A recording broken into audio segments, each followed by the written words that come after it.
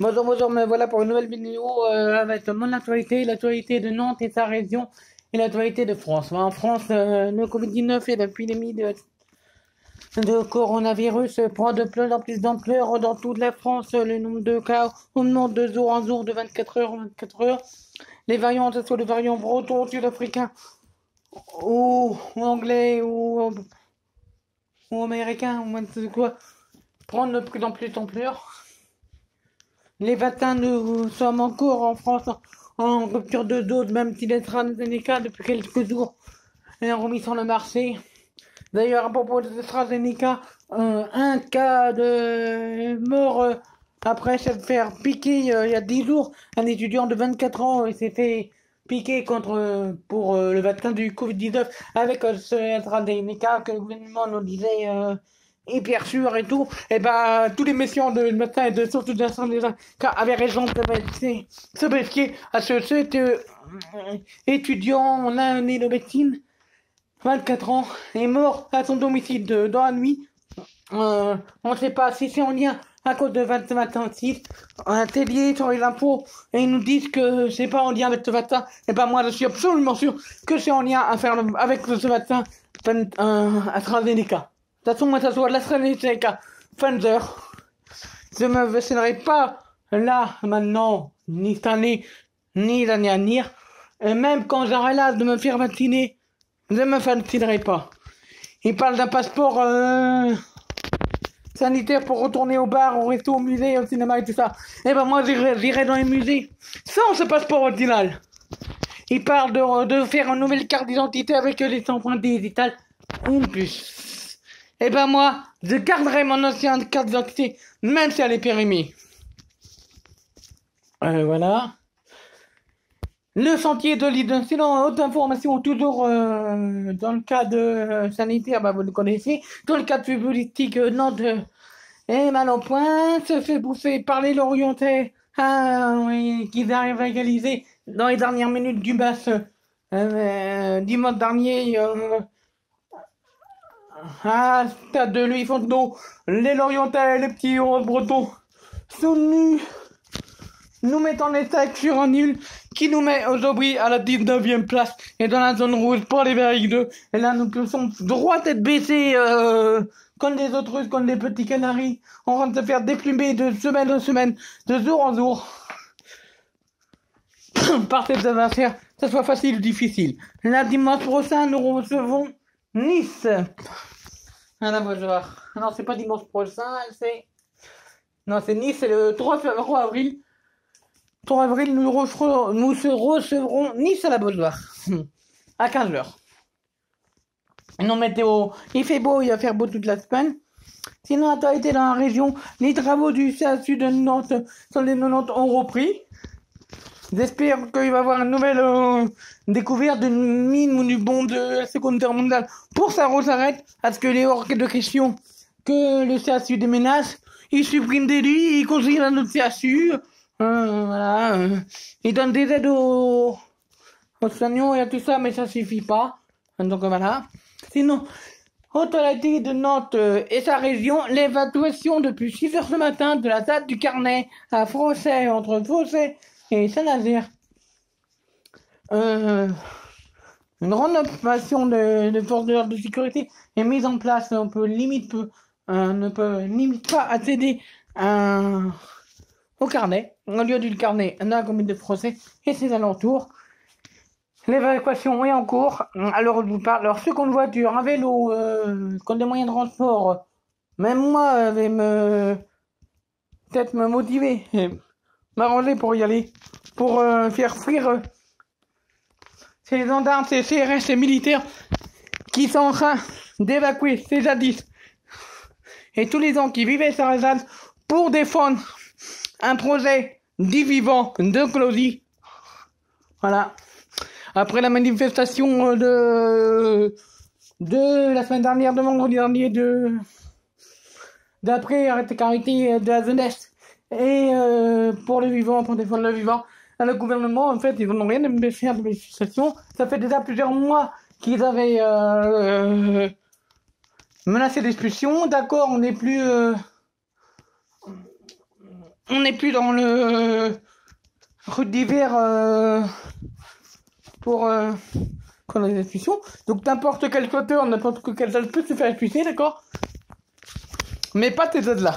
Comme tous les gens qui ont défendu Notre-Dame-des-Landes, là c'est encore mieux, encore un projet plus naturalisé que dans Notre-Dame-des-Landes. Faut pas se laisser faire par les gendarmes, par les CRS, par les militaires. On invite vraiment tout le monde, tous les habitants, tous les militants, tous les révolutionnaires à rejoindre pour leur prendre moyen la date de France, du carnet français pour mettre dehors tous ces militaires, tous ces gendarmes. Moi, je vais tellement m'organiser pour y aller. Ça, c'est pas comment, je sais pas quand. Mais voilà. Sinon, c'est un registre plus joyeux.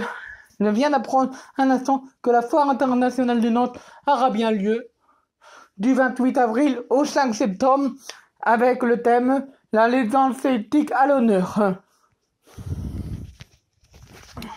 Voilà. Sinon, il fait beau. Et je vais bien, tout va bien. J'essaie de ne pas être trop énervé, d'être calme, de voir le positif attitude à cause de tout ça. Et avec toutes ces contraintes sanitaires actuelles.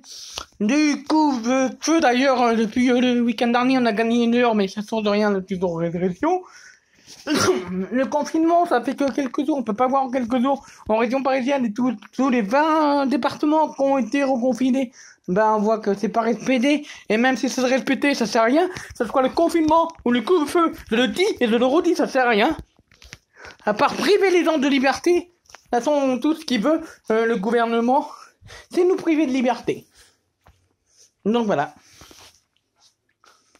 Ils n'en ont rien à foutre de la parole des Français, des Nantais, des gens, ils veulent nous priver de liberté, ils ont leur stratégie sanitaire, leur stratégie gouvernementale de leur tête, et ils sont bornés sur cette stratégie-là. Donc voilà. Sinon, je vous informe aussi que le carnaval de Nantes est annulé, que la fête des Antilles de Saint-Étienne de Montluc est annulée, que la fête foraine de Nantes est annulée. Donc voilà, mais encore plein de manifestations annulées. Les musées, les cinémas, les restaurants ont pas rouvrir. Je vous informe que depuis quelques semaines et jusqu'au 6 avril, mais je pense que cette interdiction, arrêté municipal, va être prolongé. Il est interdit de consommer de l'alcool sur la voie publique. Là où il y avait pas de humains le week-end, dès qu'il faisait beau, des autres qui se réunissaient à prendre l'apéro ensemble et prendre l'air. Donc voilà.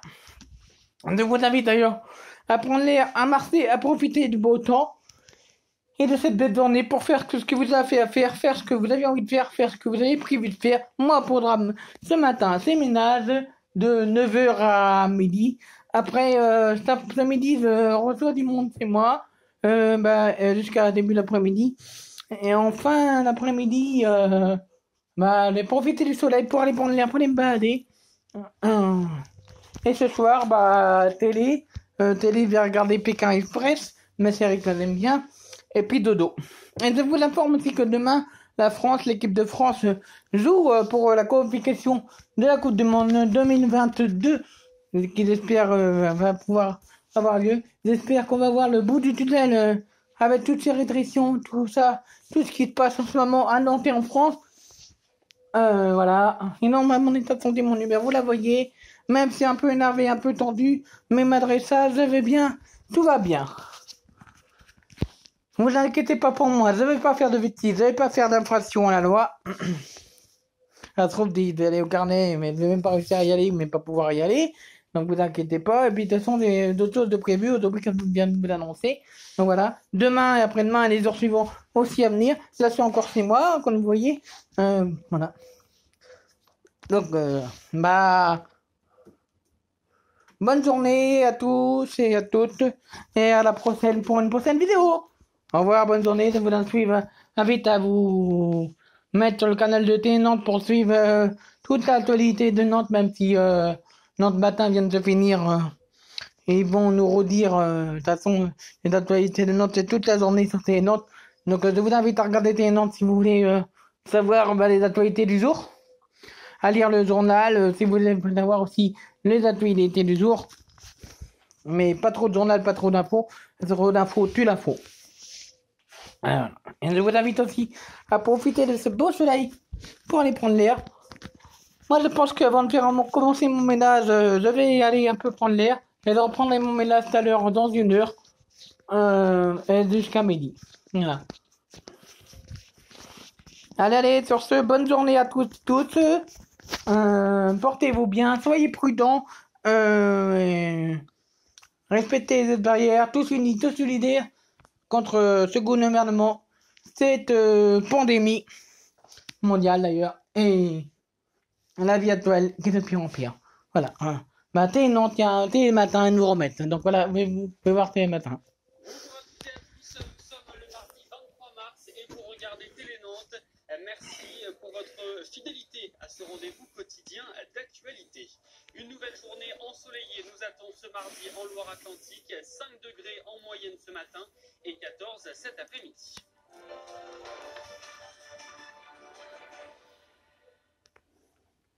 On la savait imminente, l'évacuation de la ZAD du Carnet à Frosset est désormais officielle. Vous le voyez sur ces images tournées tôt ce matin. On retrouve tout de suite sur place notre journaliste Maxime Buchot.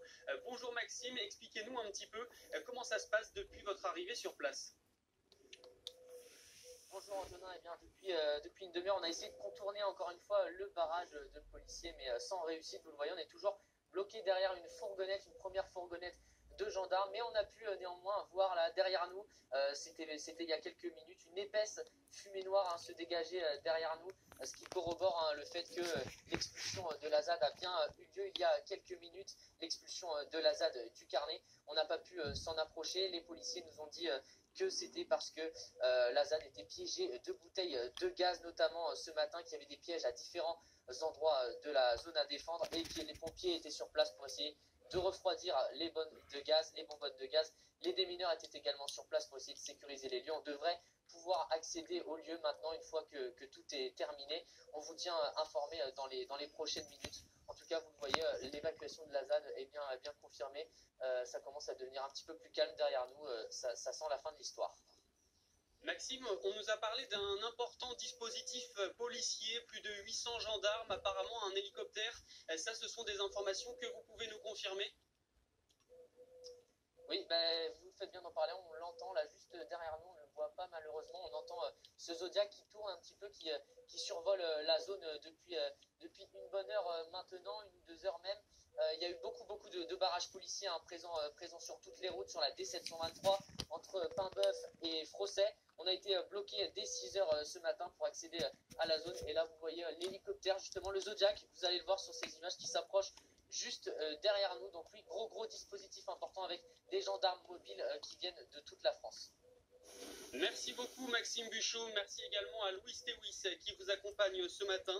Pour être tout à fait complet, sachez qu'une conférence de presse est prévue à la préfecture de Loire-Atlantique, ce sera à 11h moins le quart.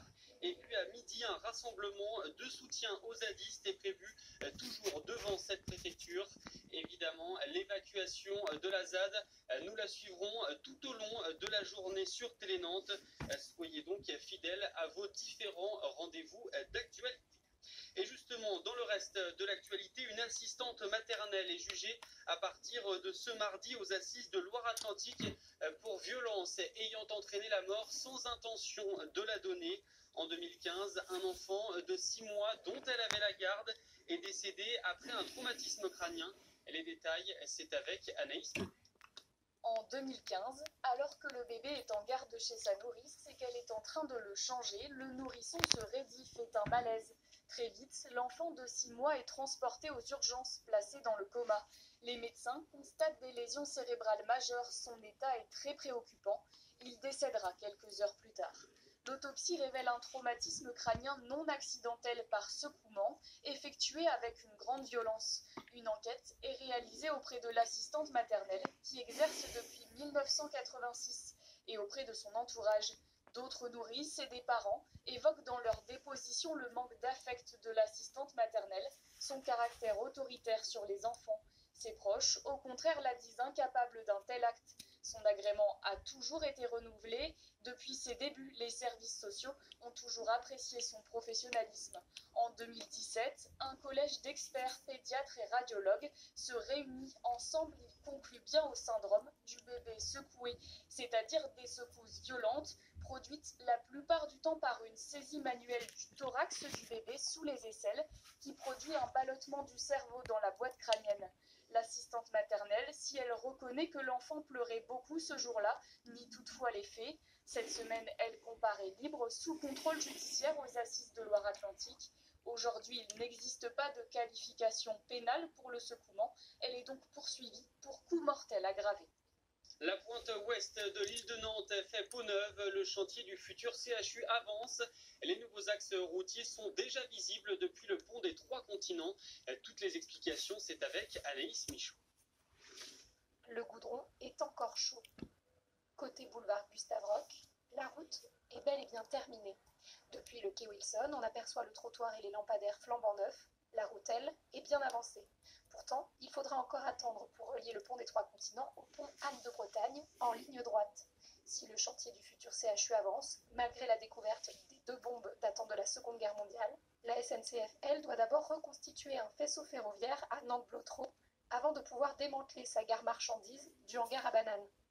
Mi-2022, les rails seront démontés pour libérer 15 hectares fin d'année prochaine. Un parc qui sera ensuite créé. Le nouveau CHU, lui, devrait ouvrir en 2026. C'est la fin de ce journal. Bonne journée à tous.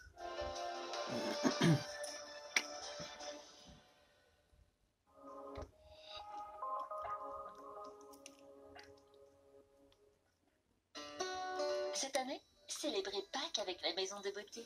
C'est dans le respect de la tradition que la famille de Beauté vous confectionne œufs, poules et autres délicieuses gourmandises sucrées.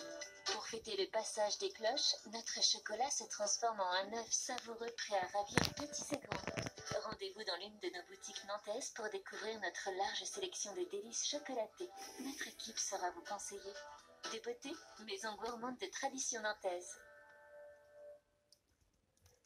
Gros, Assisté, immigrés, trisomique, handicapés, pauvre, femmes, musulman, vieux, métissé, homo, malade, étrangers, petite, jeunes, excentrique, religieux, noir, marginal, syndiqué, chômeurs, autiste, exilés. asiatique. Contre le racisme et les discriminations, agissons. Formation, débat, action pédagogique, exposition théâtre, en présentiel ou distanciel, en Loire-Atlantique. Plus d'une 60aine d'associations vous invitent à les rejoindre pour défendre les droits, les rendre accessibles et faire évoluer les mentalités pour lutter contre les discriminations. La nuit 44 en avril. Voilà, c'était l'info, les dernières infos que vous venez voir un instant sur Télé Nantes.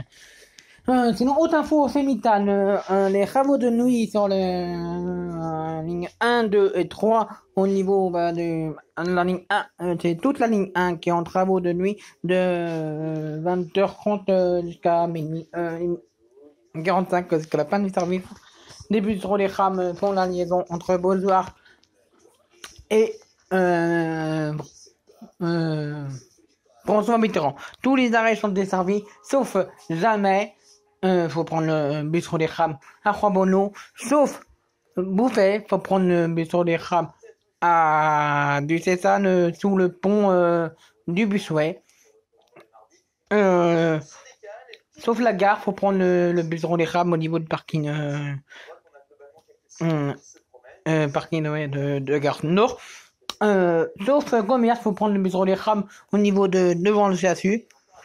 Sinon, tous les arrêts sont servis en bus sur les rames. Voilà, et la ligne 1 et 2, bah, de il n'y a pas de bus sur les rames, ou je ne sais plus. Si, il y a un bus sur les rames, c'est le. Non, la ligne 2 ne circule pas. Donc faut prendre la ligne 3 entre Hôtel-Dieu puis Pierre-Mille. Et c'est coupé ouais, pour la ligne 2. Donc du coup de commerce à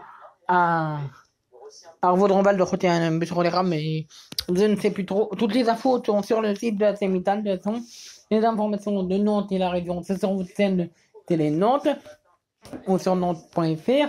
Les actualités du FC Nantes sont sur fcnantes.com. Et mon actualité à moi, c'est sur mes réseaux sociaux. Facebook, Instagram et YouTube. Allez, sur cette longue vidéo très riche, très intense, très mouvementée, je vous souhaite à tous une agréable journée. Au revoir et à bientôt pour une prochaine vidéo.